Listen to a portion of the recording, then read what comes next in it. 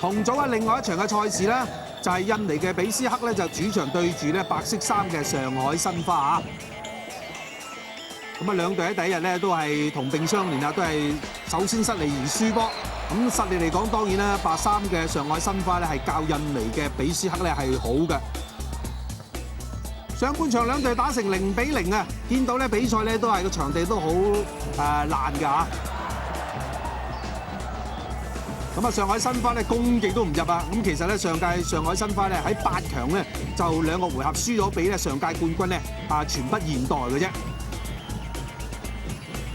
比斯克呢支球隊咧，咁啊全場咧攻勢唔多，咁啊勝在係把握好啊！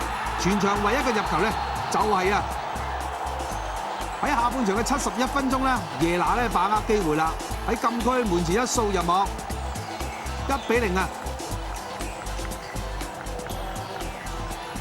比斯克咧其實喺第一輪咧作客0-3咧係輸俾浦和紅鑽㗎。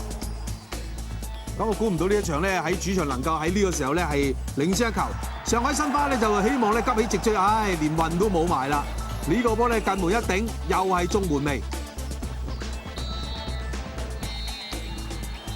咁啊呢場賽事咧都見到咧孫吉咧都係有上陣嘅。最後印尼嘅比斯克咧咁啊喺主場1-0爆冷擊敗咗上海申花。咁啊比斯克終於咧係喺第二場嘅比賽咧係攞到3分。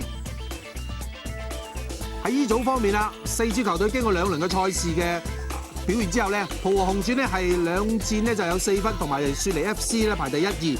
咁啊印尼嘅比斯克咧就排第3，上海申花2戰2敗。